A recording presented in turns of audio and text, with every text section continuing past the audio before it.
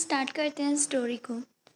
यहाँ पर जो होता है हमारा यावंग वो बोलता है कि फ्यूचर में मैं होप करता हूँ कि ट्राइब और काउंटी दोनों ही एक दूसरे से कोऑपरेट करेंगी और लड़ाई वगैरह स्टार्ट नहीं करेंगी। वो यस में आंसर करते हैं। तभी यहाँ पर वो एक दूसरे को देखते हैं और यहाँ पर बोलते हैं कि अभी फार्मेसी यहाँ पर स्टेबलाइज हो गई है तो मुझे और क्वीन को रिटर्न करना पड़ेगा। कैपिटल में जाके हमें आंसर देना पड़ेगा, रिपोर्ट देनी पड़ेगी। यहाँ पर यावंग बोलता है कि क्या तुम अभी जा रहे हो। वो सोचता है मैं क्या करूँ, मैं रॉन को यहीं रखना चाहता हूँ।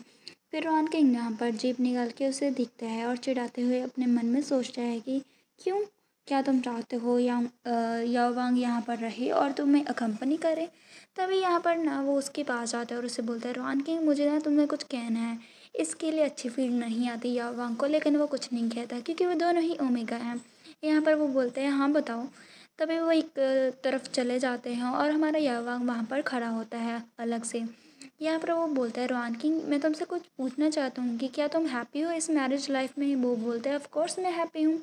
यहाँ पर वो सोचता है अपने मन में कि नहीं नहीं, मुझे ये नहीं कहना चाहिए मैं हैप्पी हूँ। मुझे जो शॉनजंग है उसके शॉर्ट कमिंग्स यहाँ पर बतानी चाहिए और उसे डिस्करेज करना चाहिए इसके वन साइडेड लव को। यहाँ पर वो बोलता है कि हाँ वहाँ पर हैप्पी टाइम भी होते हैं बट तुम्हें पता है ना सारे मैन सेम ही होते हैं। टू बी ऑनेस्ट मैं भी हैप्पी नहीं हूँ। ये सुन के तो वो खुश हो जाता है। वो बोलता है आगे रॉन किंग फॉर एग्जाम्पल शाओवांग वो एक्चुअली में उसके पास काफ़ी ज़्यादा मतलब शॉर्ट कमिंग्स हैं मतलब। और यहाँ पर ना वो सोचता है कि नहीं मैं एक भी शॉर्ट कमिंग के बारे में नहीं सोच पा रहा हूँ। ये भी यहाँ पर ना वो तो काफ़ी ज़्यादा एंटिसिपेट कर रहा होता है। रॉन किंग बोलता है हाँ और वो बोलता है कि वो ना कुछ ज़्यादा ही टॉल है तो उस जैसे पर्सन के साथ उस जैसे टाल गाय के साथ रहने से मुझे शॉर्ट फील होता है। वो बोलते हैं हाँ हाँ। और यहाँ पर ना इधर देखते हैं उसे लगता है कि कोई उसके पीछे उसकी बातचीत कर रहा है। यहाँ पर फिर वो आगे उससे बोलता है जो हमारा क्यांग होता है वो बोलता है कि क्या सिर्फ एक ही शॉर्ट कमिंग है। और यहाँ पर ना उसे बहुत ही ईगरली देख रहा होता है। वो चाहता है रॉन किंग उसे कंटिन्यू करे। रॉन किंग थोड़ा सा एम्बैरस होता है। वो आगे बोलता है कि हाँ एक और भी है। वो ना कुछ ज़्यादा ही एक्सरसाइज करता है जिसकी वजह से उसकी मसल्स बहुत ज़्यादा स्ट्रॉन्ग हैं तो जब मैं उसे हग करता हूँ तो सॉफ्ट फील नहीं होता है। ये बात सुनने के बाद ना जो होता है हमारा क्यांग वो उसे देखने लग जाता है। यहाँ पर रॉन किंग को थोड़ी से लगता है, डर लगने लगता है कि क्या मैंने कुछ ज़्यादा ही रिडिकुलस चीज़ बनाई है जिसकी वजह से उसे पता चल गया। लेकिन यू क्यांग उसे देखता है और उससे बोलता है रॉन किंग क्या तुम शॉनजंग के साथ सेपरेट होना चाहोगे और किसी ऐसे पर्सन को ढूंढना चाहोगे जिसके साथ तुम तुम्हारी लाइफ स्पेंड कर सको। वो यहाँ अपनी बात करने की कोशिश करता है। वो सोचता है कि मैं सेम हाइट का हूँ रॉन किंग के साथ तो इसके अलावा मैं यहाँ करने में बहुत ही ज़्यादा सॉफ्ट फील होऊंगा। ऐसी चीज़ें वो सोचता है। यहाँ पर ना वो तो अपने माथे पे हाथ रख लेता है रॉन किंग और सोचता है कि ऑब्वियस है कि तुम क्या प्लॉट कर रहे हो। तुम मुझे और शानजंग को अलग करना चाहते हो ताकि मेरी जगह ले पाओ।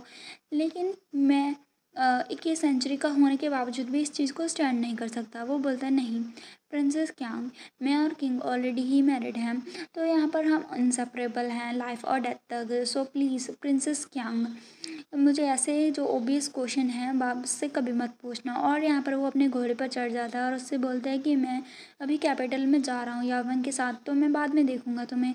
और यहाँ पर वो अपने मन में सोचता है कि जल्दी जाओ। और यहाँ पर ना मुझे शॉनजंग पर भी आंखें रखनी पड़ेंगी।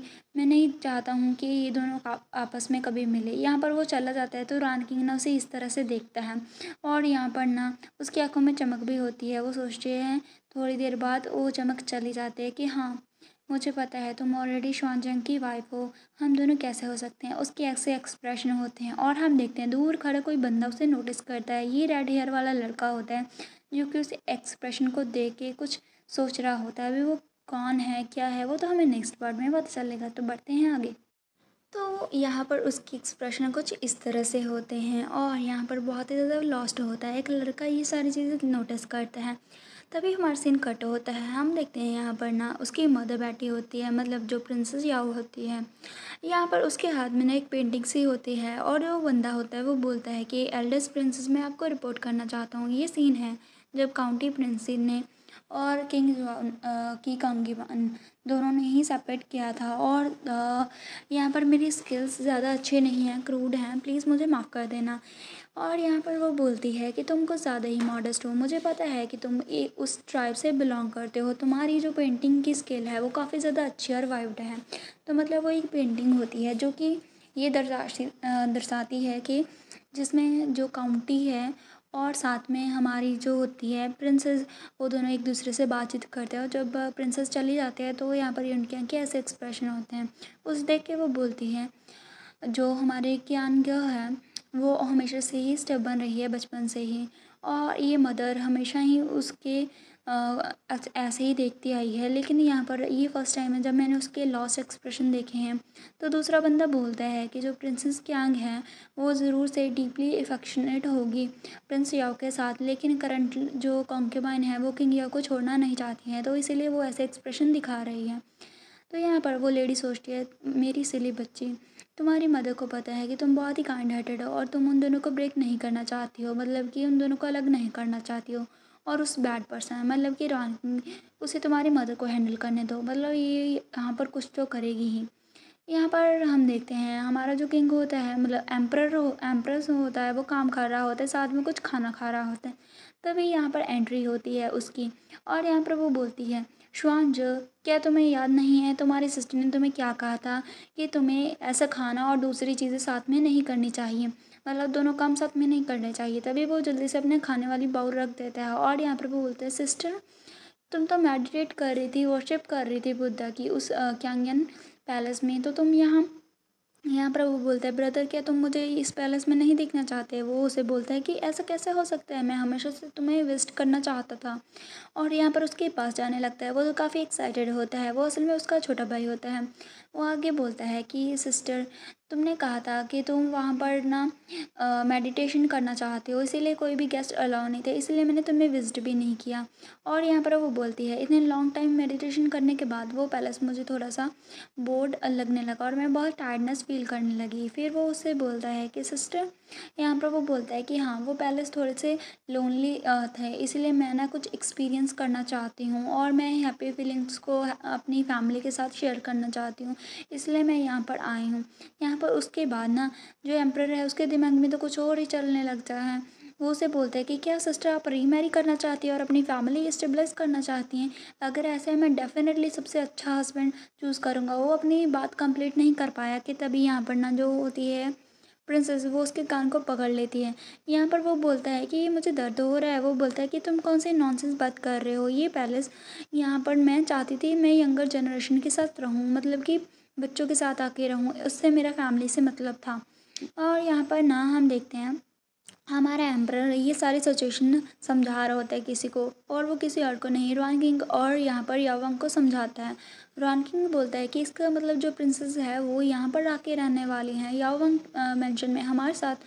यहाँ पर याओवांग बोलता है, आंटी का जो टेम्परेचर है, टेम्परामेंट है, वो हमेशा से ही ऐसा था, वो यहाँ पर सडनली ऐसे थॉट्स कैसे ला सकती हैं, मतलब कुछ अजीब लग रहा है।